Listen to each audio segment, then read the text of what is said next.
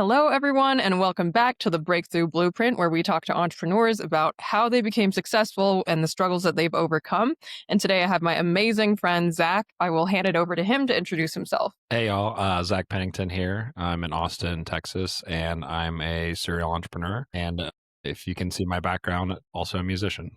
Awesome. And what is your current business? So I have a couple of companies I'm involved in, but the main one Mm-hmm. I focus on day to day is called Trusty Oak. And we Mm-hmm. are a virtual assistant, executive assistant, and fractional staffing agency. So we basically help other busy business owners and executives get extra help when needed. Mm-hmm.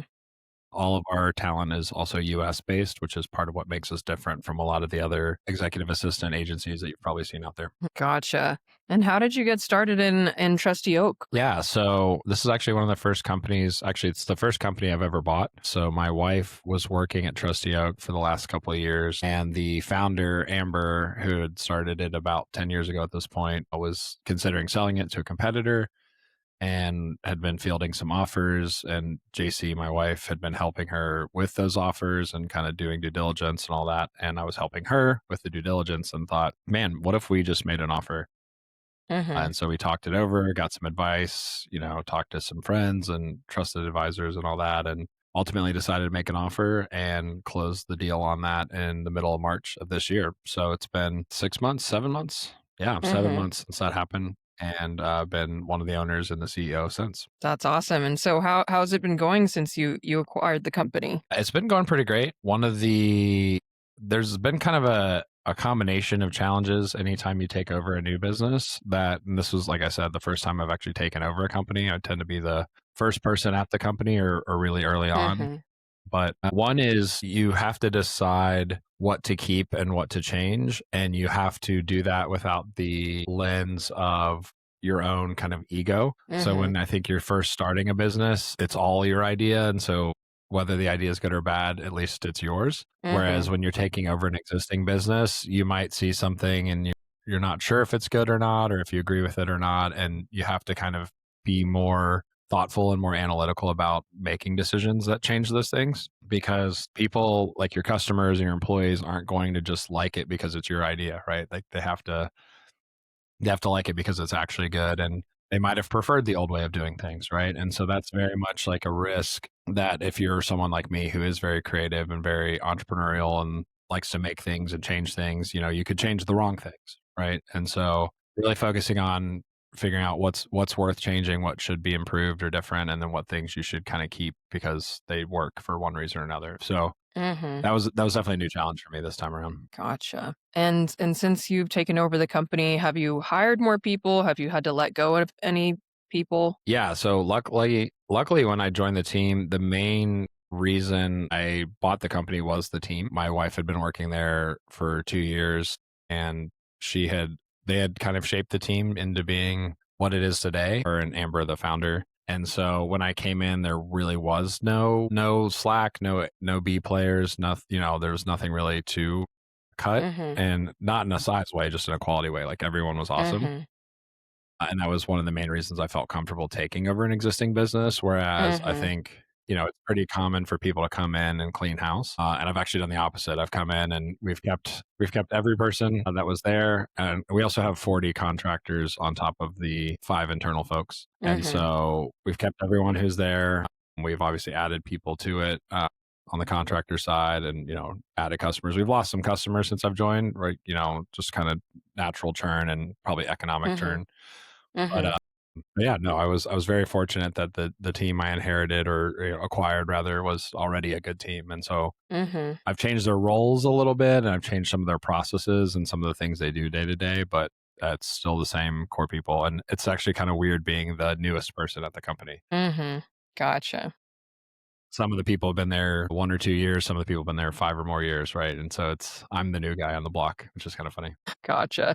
And then so what are the major differences in people who are looking at you guys to hire US based talent versus overseas? Yeah, so I kind of this is an interesting question because I think the common perception of the two things is just the cost difference. I think is what it really boils down to for a lot of people is they go, oh, why would I hire someone in the US versus someone in Vietnam or the Philippines or India Mhm. or wherever, especially when those places are very, inexpensive. So the talent's very cheap. And the reality, I think they're surprised by my answer, which is you should hire those people. I would just hire them for certain things and not others. Mhm. And so I've worked with a lot of overseas talent in my own career, and I've had mixed results like you would with any hiring process, right? Mhm. And I've really found that there's kind of two main differences. One is there's certain tasks or certain skills that having kind of the cultural context of, where your customers are matters. And so, for example, I know it's a common practice to have call centers overseas. I would Mhm. personally never run a call center overseas. Mhm. I don't care how cheap it is. As a customer, anytime I feel like I'm talking to someone who doesn't get it, and it's not just, I actually have a really good ear for accents and languages. So it's not about that. It's just, Mhm. you feel like you're talking to someone who doesn't have the power to do anything about what they're talking about. They don't Yeah. have the empathy for your situation. They don't live in the context you live in. It's just not a good customer experience, right? But I've worked with graphic designers and software developers overseas who are really great, you know. Mhm. But then when it comes time to what's the marketing strategy or the technical product strategy, I trust, my colleagues in the US a lot more on those things, right? And Mhm. so it really comes down to like risk and trust and kind of effort. The other thing too is I have kind of an interesting analog story for this. I was at a prior company and we had several developers. A couple were in the US, a couple were in Brazil, and one guy was in India. And the guy in India was our cheapest developer by far, in terms of his salary needs. But he worked 12 hours async, so we only ever chatted via Slack, and we had to Mhm. give him a lot of detail and a lot of context on every ticket that we wanted to make. And at Mhm. one point, the CTO of the company and I was had a product. We were in a meeting and we were spending, an hour each writing up tickets for this guy. And I was like, why are we doing this? Like you're probably the most valuable person in this company. I'm probably the fifth most valuable person in this company. Like, Mhm. why are the two of us writing tickets for the 30th or the least valuable person in this company? Right. Yeah. And I was working with our other developers and I would just say, hey, can you do this? And they would just do it. Right. And so I think that's really the value of having someone kind of US based is Yeah. not only do they have the cultural context, but there's just a working style and a flow. If I said to you, for example, hey Mel, you'd be the perfect person to ask, hey Mel, I want to go out for a nice dinner with my wife. Where should I go in Houston or Mhm. Dallas or Austin? Right. Like Mhm. you would just know the answer. I wouldn't have to explain like who my wife is, what type of foods we like, you just get it, right? Whereas if I ask someone overseas to like Google that, they might be like, oh, there's a really nice Applebee's 4 stars down the road from you, right? Mhm. And so it just depends on the types of tasks you're doing and the quality of the work Mhm. that you expect. And then of course there's always this safety and security piece. If data gets leaked, what are your repercussions for dealing with that? Yeah. Since we're a US based company and all our contractors are US based, you can sue us, right? I'm not Mm. encouraging you to do it, but that option is there. Yeah. Whereas if someone in China steals all your data, what are you going to do about it? Right. Yeah. So it really just depends on the customer, but I have friends that run agencies with overseas staffing, and they Mhm. do great work. And like I said, I've used it in the past, so I'm not one of those rah like only Americans are good at stuff Mhm. people. Mhm. I just think we're really good at certain stuff, and I think for Definitely. those needs, we're the right people to hire. Gotcha. Wow, that's awesome. I mean, I know that like you mentioned, you've had quite a few different types of businesses. You just closed down your karaoke bar. Can you talk a little bit more about that experience? Yeah, for sure. So it almost sounds like a comedy, like the opening of a comedy. I opened a karaoke bar the day the pandemic started, so highly recommend that. If That's you ever crazy have the chance timing. to have that experience. It was, nothing was well timed during that era, but yeah, it was about as poorly timed a thing as I've ever done. And so yeah, we bought a building, remodeled it for about a year and a half, got our liquor license at 10 a.m. and 11 a.m. They announced a statewide Mhm. shutdown of bars and restaurants in Kentucky, so that was fun. But we survived. We made it through, even though karaoke was borderline illegal for about a year and a half. We figured our way through it, and then I spent the next 5 years or so being kind of like the go-to spot for private room and public room Mhm. karaoke in Louisville, Kentucky, which is where I'm Mhm. from originally before Austin. And we closed it this month, actually like 2 weeks ago, because we sold the building to some out-of-state developers who wanted to turn it into a tasting room for a whiskey brand. Hmm. Excuse me. So So it was one of those things where some people are like, oh, it's so sad that you guys closed down, and it is sad that we closed down, but we didn't like go out of business. Because we Mhm. own the building, right? Mhm. So as we chose to sell the building to these people and are Mhm. considering moving the bar somewhere else. Our Mhm. general manager in particular is really motivated to create another concept that he would run day Mm. to day, and my partners and I are really supportive of him in that, and TBD whether or not I'll be formally involved in the new thing. But, it was a really fun run. We had a really unique concept. We had a really unique Mhm. customer base. I was Mhm. actually just reading a thank you card that a lot of people signed for me on that. Mhm. I was too emotionally drained to read it during the actual trip, and I've been Aw. putting it off, and I finally read it today, and I was like, "Okay, cool. I'm too emotionally drained to get sad about this." From my birthday trip.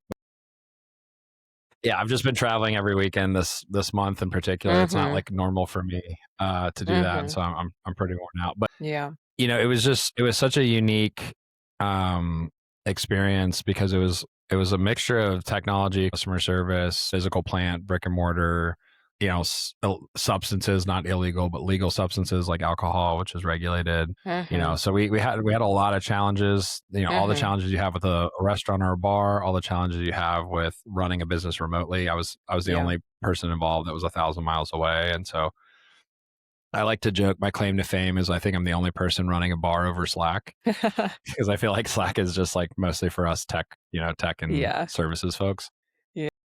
But no, it was great, and we really created a special place. And for context, our general manager, the one I mentioned that will hopefully open another bar here soon, he was with us from day one through the entire closure. And in any industry, having an employee work with you for 6 years straight, start to finish, Mhm. is like almost Mhm. unheard of. But it's especially Yeah. unheard of in the service industry because Mhm. people don't treat their people right. It's a really hard industry. It's really low pay. It's really, so Yeah. there's low loyalty. And so the fact that he was so loyal to us and we were so loyal to him, I think is probably the biggest win of the whole thing. And also, like I said, if we create something else in that community, we're known and loved, and I'm sure that thing will go really well as well. Mhm. That's awesome. What were the other ways that you implemented tech products or systems that other bars and restaurants might not ordinarily do? Yeah, so from the beginning, I didn't start it knowing I was going to move, but it became very clear during the process that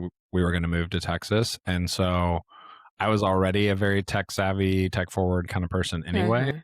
Mhm. From the beginning, I was very intentional about picking systems, both physical and digital systems, that were cloud manageable. Mhm. You'd be surprised how many of the tech, how much of the tech you see in bars and restaurants is like analog, on premise, like non smart, non connected stuff. Mhm. So everything from the thermostats to the cameras to the POS system to the karaoke machines themselves, like I had some sort of access to from Texas so that if Mhm. my general manager couldn't fix it, perhaps I could.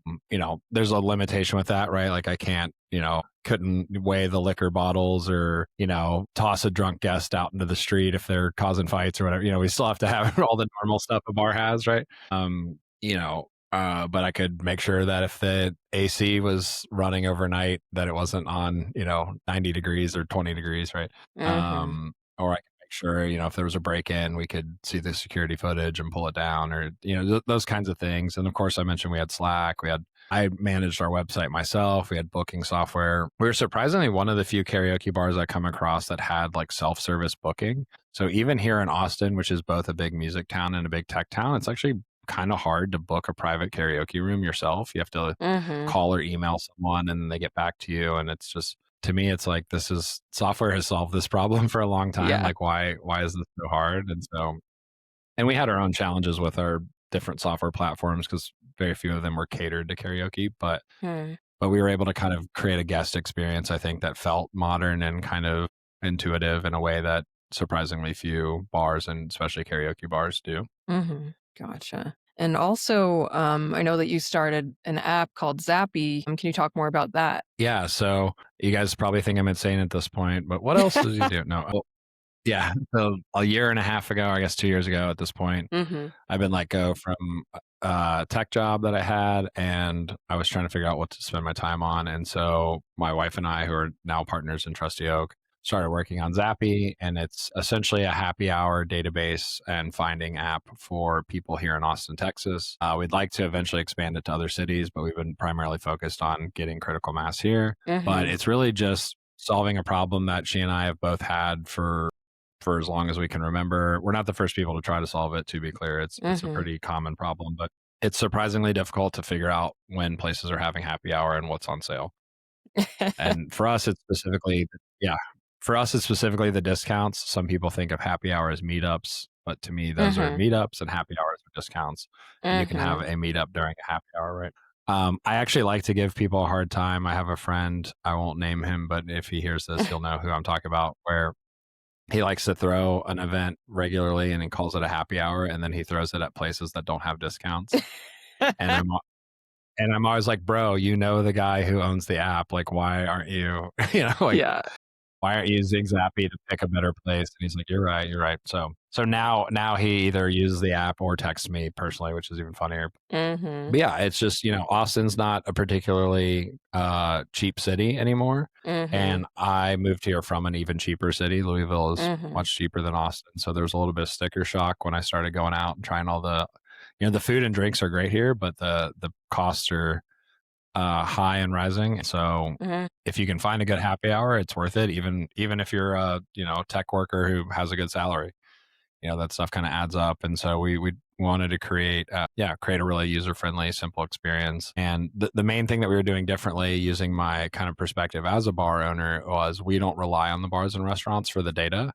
There's been a lot of attempts to do this type of thing where that's the case. They try to sign up the bars and say, oh, join our platform and add your data or pay us to be on Mm-hmm. it or whatever. I just know from being a bar owner, we just don't have the time, energy, or money to do that. And so we went about the other way and said, why don't we source all the data ourselves manually, Mm-hmm. crowdsource it, online, in person, any way we can get it. And then give the users that context of like, this was last updated on this date and this was the source and all that. So, it's not perfect, but it's better than Google. It's better than Yelp.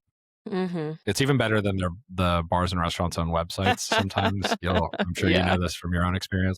You Mm-hmm. show up, they go, "Oh, we haven't had that oyster special in months." And you're like, "Okay, well, it's on your website." So, right, because they're not typically great at technology themselves, right? And so, Mm-hmm. we're trying to be that like single source of truth for that information, and it's mostly a side project for us. Trusty Oak is our day to day and kind of our main focus, but it's a passion project and it solves a need for us, and we've been able to get a lot of people to use it and they love it too. Mm-hmm. So TBD where that goes. Maybe that will one day be the bigger of the two businesses, but for now it's kind Mm-hmm. of our fun side project. Mm-hmm.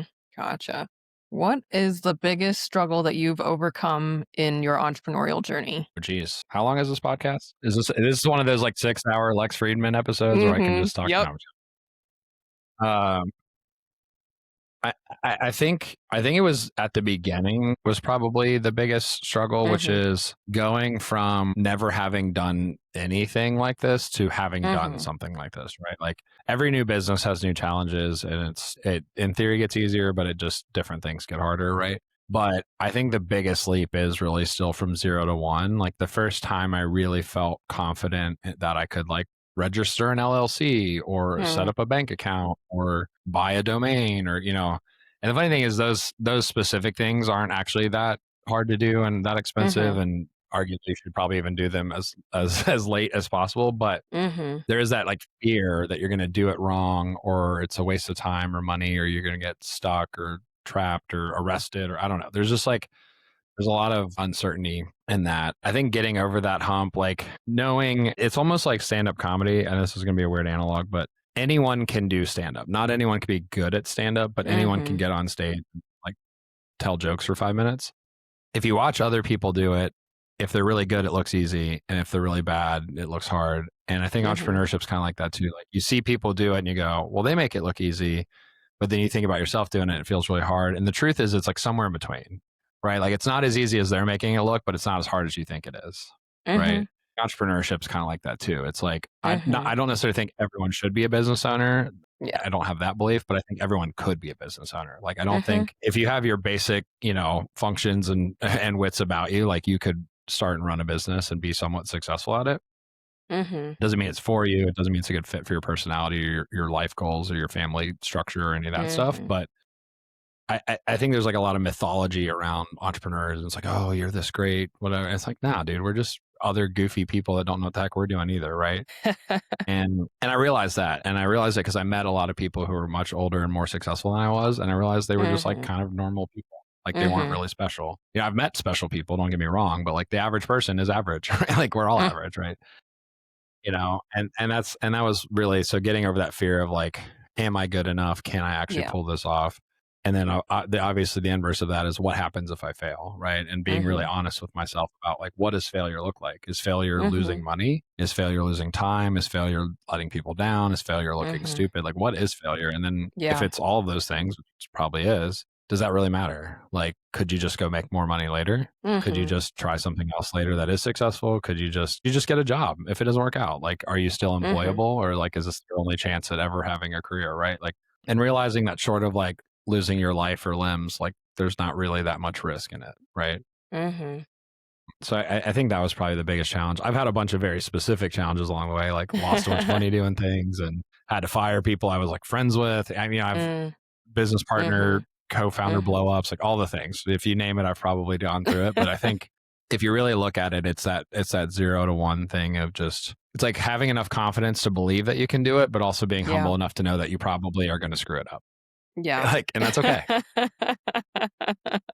Definitely. Changing gears a little bit, how do you use AI in your business or your day-to-day operations? Yeah. So I use it quite a bit. I wouldn't say I'm a fanboy or a skeptic. I think I have a very healthy, like, middle ground perspective, which is, I think it's really great at certain things currently and it's okay at others and it's bad at others. I think it will get better over time, but it might also get more expensive over time. So, TBD on that. But I use it personally a lot for software development. So I've been a very like technical and product kind of focused person, but I've never been a full blown software developer myself. I've always worked with developers.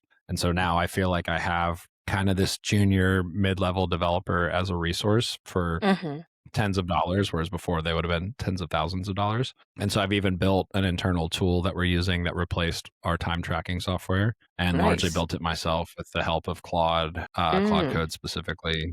Mhm. Um, I use it for writing, proofreading, editing, that kind of stuff. I think what I've found, at least for me, that works the best is similar to songwriting.